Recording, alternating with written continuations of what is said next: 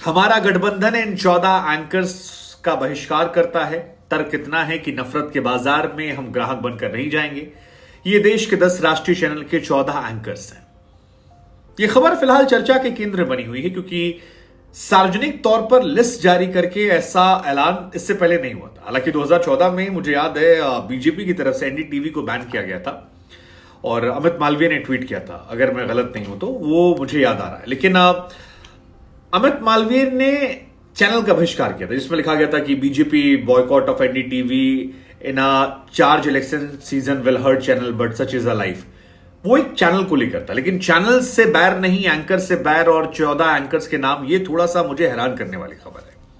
इस खबर को प्रथम दृष्टया मैं छूना इसलिए नहीं चाह रहा था क्योंकि बहुत सारे इनमें ऐसे एंकर्स हैं जो मेरे मित्र रहे हैं, जिनके साथ मैंने काम किया है, जिनके साथ मैंने काफी कुछ देखा समझा जाना है। कई सारे ऑफ द रिकॉर्ड बहुत अलग तरह की शख्सियत रखते हैं जो वो टीवी पर रखते हैं। जिन एंकर्स पर बहिष्कार का ये लेबल लगाया गया है उनमें चित्रा त्रिपाठी आज तक से, सुधीर चौधरी आज तक से, दोनों मेरे भूतपूर्व सहयोगी रह चुके हैं, अमीश देवगन नेटवर्क 18 से, अमन चोपड़ा नेटवर्क 18 से, अर्नब गोस्वामी रिपब्लिक टीवी से, रुबिका लियाकत जो पहले एबीपी में थी अभी भारत 24 में है, सुशांत सिन्हा टाइम्स नाउ से, नविका कुमार टाइम्स नाउ से, अशोक श्रीवास्तव डीडी न्यूज से, गौरव सावंत मेरे साथ आज तक से रहे सहयोगी मेरे भूतपूर्व। हालांकि गौरव सावंत जो हैं वो टेक्निकली इंडिया टुडे के लिए काम करते हैं, शाम 4 बजे का एक शो करते हैं वो आज तक पे, अदरवाइज वो मेनली इंडिया टुडे में फौज कवर करते हैं, सेना कवर करते हैं। अदिति त्यागी, अदिति पहले जी में थी और ताल ठोके करती थी। प्राची पराशर जो मेरे साथ कई चैनलों में रही, रीजनल चैनल में जो हम काम करते थे, चाहे वो जी का यूपी एमपी हो या कई और चैनल रहे। फिर आनंद नेटवर्क 18 से और शिव अरुण एक और जर्नलिस्ट जो आर्मी फौज कवर करते हैं बेसिकली इंडिया टुडे ग्रुप में, और वो उन्हीं के लेकर रिपोर्टिंग करते हैं। शाम 5 बजे का उनका शो आता है। हालांकि उनके जो एडिटोरियल कॉल्स आती हैं वो काफी वायरल होती हैं।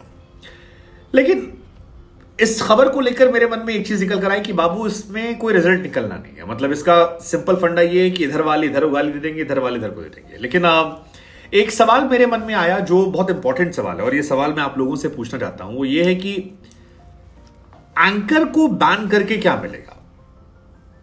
मतलब आप लोग को शायद नहीं पता होगा, आप लोग बाहर से देखते हैं, मैं क्योंकि चैनल का हिस्सा रहा हूं और मैं आपको बेहतर तरीके से समझ सकता हूं। इन एंकर्स की लिस्ट में दरअसल 3 तरह के एंकर्स हैं और तीनों एंकर्स को जब आप समझेंगे तो आपको समझ में आ जाएगा कि चैनल में एंकर की भूमिका कितनी महत्वपूर्ण होती है या नहीं होती है। एक एंकर वो होता है जो चैनल का मालिक होता है, जैसे रजत शर्मा जी हैं, वो चैनल के मालिक हैं। अर्नब हैं, वो अपने चैनल के मालिक हैं। ये अपना एजेंडा खुद तय करते, मतलब इनका मन है किसी व्यक्ति का इंटरव्यू लेने का, इनका मन है किसी व्यक्ति से संवाद करने का, कोई सवाल पूछने का, कोई कॉल लेने का, कोई खबर गिराने का, उठाने का, उनका पूरा अधिकार है बिकॉज वो मालिक है। हालांकि इसमें रजत शर्मा सर का नाम नहीं है, हालांकि उन्होंने भी बाकी संपादकों की तरह इस गठबंधन के इस फैसले का विरोध जताया और कहा है कि ये सही नहीं हुआ है, जो हुआ है ये गलत है। उनके शब्द को मैं कोट करूं तो उन्होंने कहा कि ऐसा इमरजेंसी में हुआ था। बाद में कांग्रेस ने कहा था कि इमरजेंसी से वो सबक ले रही है, फिर उन्होंने अब सबक नहीं लिया। ये रजत शर्मा जी के शब्द हैं। तो एक तो एंकर वो होता है जो संपादक होता है तो उसको कॉल होता है। दूसरा एंकर वो होता है जो केवल एंकर होता है और सीनियर एंकर होता है, जैसे सुधीर जी है। सुधीर जी को अगर कोई खबर चलानी है अपने चैनल में, आज तक में चलानी है, तो उन्हें एक बार बॉस को लूप में रखना पड़ेगा कि जो बॉस है कि ये खबर हम प्ले कर रहे हैं, सो ये खबर चल जाएगी। उन्हें सिर्फ इन्फॉर्म करना होता है और उसमें से एक अप्रूवल निकल आता है। जैसे अमीश देवगन है, वो भी संपादक हैं, तो उनका साथ भी होगा, अमन चोपड़ा भी होगा, आपस में डिसाइड करते होंगे कि 1-2 लोग लूप में कि हमने ये खबर आज शाम को एजेंडा चुनना है, हमने इन्फॉर्मेशन दे दी। रुबिका लियाकत है, हमें एजेंडा चुनना है, हमने दे दिया। सुशांत है, नविका है, ये सब संपादक है। तो ये क्या करते हैं, ये एक टॉपिक चुना, हमने डाल दिया, उस पर हम करने वाले हैं और देखा जाएगा उस पर। इनको इतना लिवरेज होता है कि आप करिए। फिर तीसरी कैटेगरी एंकर्स की आती है, वो एंकर्स जो सुबह उठकर 4-5 टॉपिक ग्रुप में डाल देते हैं कि ये 4 टॉपिक हमें लगता है इसमें किसी एक पे डिबेट हो सकती है और आप इसमें से डिबेट करें। जिनमें कई सारे एंकर्स इसमें हैं, जो 14 की लिस्ट आई है इसमें से कई सारे इनमें वो वाले भी हैं जो मैसेज डाल देते हैं कि हमने डाला और इनमें से एक टॉपिक जो है वो चुने जाएगा। वो अक्सर जो उस ग्रुप में बॉसेस होंगे वो चैनल का एजेंडा देख के या चैनल का काम देख के या खबर के ट्रेंड देखते हुए, या कई बार होता है कि गेस्ट कौन से मिल रहे हैं, जैसे किसी खबर पर गेस्ट ज्यादा मिल रहे हैं या कोई खबर सोशल मीडिया पर बहुत वायरल हुई है, उस हिसाब से वहां पर मिल जाता है आपको मामला। और एक एंकर की इसमें लिस्ट है, मैं नाम नहीं लूंगा, जो जिनको बताया जाता है कि सुनो आज शाम को 5 बजे या 6 बजे जो भी तुम्हारा डिबेट है उसमें तुम ये टॉपिक पे डिबेट करने वाली हो या करने वाले हो। तो बेसिकली ये 4 कैटेगरी में एंकर आते हैं। तो इसमें से जो प्रथम श्रेणी वाला है, जो संपादक है, मालिक है, उसको बैन करने से लॉजिक समझ में आता है कि आपने जो नफरत का बाजार आप बंद करने की बात कर रहे हैं। दूसरे वाले पर भी काफी हद तक समझ में आता है कि ठीक है उसने अपना पर्सनल एजेंडा चलाया, उसकी पॉपुलैरिटी बहुत अच्छी है। लेकिन तीसरे और चौथे वाले की उतनी हैसियत नहीं होती है, वहां पर भूमिका चैनल की होती है। और ये जो 10 चैनल के 14 एंकर का बहिष्कार हुआ है, क्या ये लोग उस चैनल का बहिष्कार करेंगे? जवाब है नहीं। क्या उस चैनल पर बाकी लोग नहीं आएंगे? उनका जवाब है नहीं। क्या उस चैनल को ऐड देना बंद करेंगे? जवाब है नहीं। तो फिर सवाल यह है कि यह मकसद कैसे पूरा हुआ? आपने मीडिएटर को हथियार बनाया, आपने ऊपर वाले को हथियार नहीं बनाया। अब टीवी की जो दुनिया आप देखते हैं वहां पर सारी गाली एंकर को पड़ती है, बट आपको जानकर हैरानी होगी एंकर की भूमिका ना के बराबर होती है। मतलब वो शो बनाने वाला प्रोड्यूसर है, उसमें जो ऊपर लिखकर आता है नीचे लिखकर आता है वो कोई और व्यक्ति लिखता है, एंकर कुछ नहीं लिखता उसमें। उस शो में कई बार कई नए एंकर्स होते हैं, उनको तो सवाल तक कान में बताते हैं। टीवी पर एंकर सिर्फ एक वेटर की तरह है। एक होटल में जैसे खाना बनता है जिसमें एक व्यक्ति सब्जी लेकर आता है, उसको असाइनमेंट कहते हैं, जो खबरें मंगाता है। फिर वो सब्जी लाकर दे दी गई आउटपुट को। बेसिकली 3-4 डिपार्टमेंट होते हैं, इनपुट आउटपुट। तो इनपुट में असाइनमेंट आता है, रिपोर्टर्स आते हैं और डेस्क के लोग आते हैं जो खबर मंगाते हैं या फोन जुड़वाते हैं। फिर वहां से खबर गई आउटपुट के पास, आउटपुट वाला खबर को लचीले अंदाज में या जैसे उसको लिखना है लिखता है। उसके बाद वीडियो एडिटर, ग्राफिक और प्रोडक्शन वालों का काम आता है कि उसको कैसे तामझाम सुंदर दिखाया जाए, कितना भव्यता से निकल कर आए। और फिर ये सारा माल जो है ये वेटर को दिया जाता है कि तुम अच्छे दिखते हो, सुंदर दिखते हो, अपना एजेंडा लो, परोस के आओ। तो इसमें जो बड़े वाले वेटर होते हैं, जो बड़े वाले एंकर्स होते हैं, उनके पास तो लाइन लिंक लेने की आजादी होती है। जैसे जो चैनल के संपादक हैं या बड़े बड़े संपादक हैं, जो उनके नाम से उनका शो आता है कि फलाना शो विथ फलाना पर्सनैलिटी, वो तो उन्हें इजाजत होती है। लेकिन बाकियों को इजाजत नहीं होती है। बाकी चैनल की आइडियोलॉजी को आगे बढ़ाते हैं, जो चैनल उनसे एक्सपेक्ट करता है, जो टीआरपी उनसे एक्सपेक्ट करती है। और इसीलिए मेरे मन में सवाल आया कि अगर वाकई में कुछ करना है तो फिर आप चैनल पर काम करो जहां पर आप नहीं करोगे। तो व्यक्ति विशेष को निशाना बनाना मतलब सारा, क्योंकि ये मेरा कोई लेना देना नहीं है लेकिन ये मैं बहुत टाइम से सुन रहा हूं, एंकर टीवी एंकर्स सबके लिए बहुत ही ट्रेंडिंग टॉपिक होते हैं, जिसको लगता है कि यार किसी को गाली देना है एंकर को गाली दो, क्योंकि दिखता वही है, शायद इस वजह से ऐसा होता है। लेकिन ठीक भी है। अब एक और चीज मैंने देखी कि हम सब अक्सर कहते हैं कि भारत की मीडिया जो है वो बर्बाद हो गई है, खत्म हो गई है। क्यों ना हो? आपको तारीफ सुननी है, आप चले जाइए टीवी खोल लीजिए, टीवी पर सारे एंकर्स ऑलमोस्ट तारीफ करते हैं। आपको बुराई सुननी है, आप यूट्यूब खोल लीजिए, आप दोनों लोगों के थंबनेल उठा लीजिए कि आखिरी 15-20 प्रोग्राम जो टीवी वालों ने किए हैं, आप देखेंगे कि उसमें सरकार की तारीफ वाले एंगल हैं, और जो सोशल मीडिया पर किए उन्होंने सरकार की बुराई वाले लोग हैं।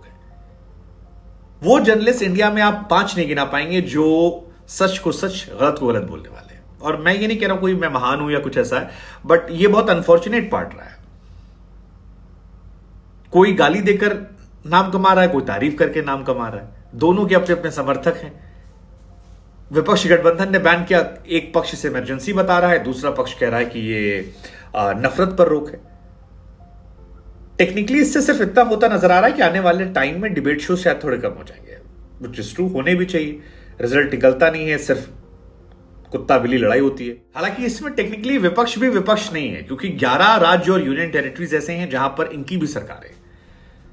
और मैं आपको बहुत खुले मन से बता रहा हूं, यह बात आपको जानकर हैरानी होगी कि प्रधानमंत्री पर अक्सर आरोप लगते हैं कि उन्होंने इंटरव्यूज नहीं दिए या प्रेस कॉन्फ्रेंस नहीं करते, या इंटरव्यूज उनको देते हैं जो उनको पसंद करने वाले।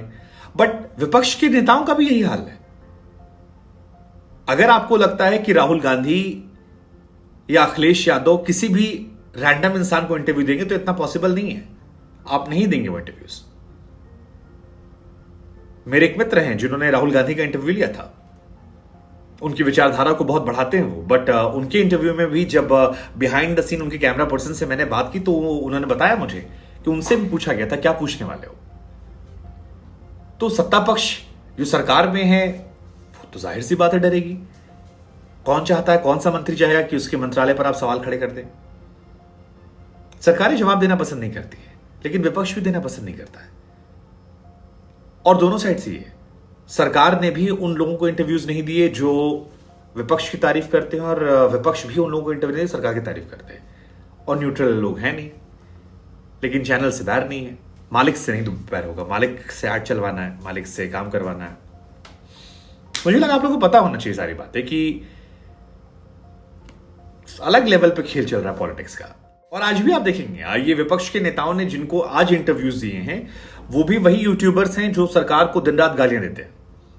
सुबह उठते हैं, गालियां लिखना शुरू कर देते हैं, रात को सोते हैं, गालियां लिखते हैं। और आप में से बहुत सारे लोग उनके सब्सक्राइबर्स हैं, सब्सक्राइब करके आप उन्हें देखते हैं। और सरकार भी इन 14 एंकर्स के साथ खड़ी हो गई, कह रही है इमरजेंसी के हालात हैं। सबकी यार बड़ा सिंपल फंडा होगा कि अपनी अपनी ढपली अपना अपना राग। आप हमारे लिए गाना गाएंगे, हम आपके साथ खड़े होंगे। आप नहीं गाएंगे, नहीं खड़े होंगे। एंड आई थिंक ये एक बहुत बड़ा रीजन था जब मैंने टीवी छोड़ा था। हालांकि मैंने अपने आखिरी के समय में जितने भी डिबेट शोज किए हैं, दंगल से लेकर जितने भी किए, मैंने बहुत बैलेंस कोशिश की थी और दोनों साइड के गेस्ट ने मुझे काफी तारीफ भी दी थी। और मेरी कोशिश भी यही है कि जिस ओर जवानी चलती उस ओर जमाना चले। मतलब आज ना सही, शायद 2 साल 3 साल बाद एक दौर आए कि लोग समझें कि बीच की आवाजें होनी चाहिए, ऐसी आवाजें जो सच को सच, गलत को गलत बोल सकें, ब्लैक को ब्लैक, व्हाइट को व्हाइट बोल सकें। जो ये ना कहें कि वहां ऐसा हुआ तो तुमने वहां भी तो किया था, वहां तो तुम चुप थे। खैर, आप क्या सोचते हैं? मतलब ये बहिष्कार से क्या फर्क पड़ेगा सिवाय डिबेट शो बंद होने के? और क्या मीडिया खत्म नहीं हो रही है दोनों तरफ से?